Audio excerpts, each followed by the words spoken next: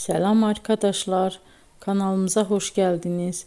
Bugün sizler için sevimli oyuncularımız Birce Akalay ve İbrahim Çelikkol'dan çok güzel kareler hazırladık.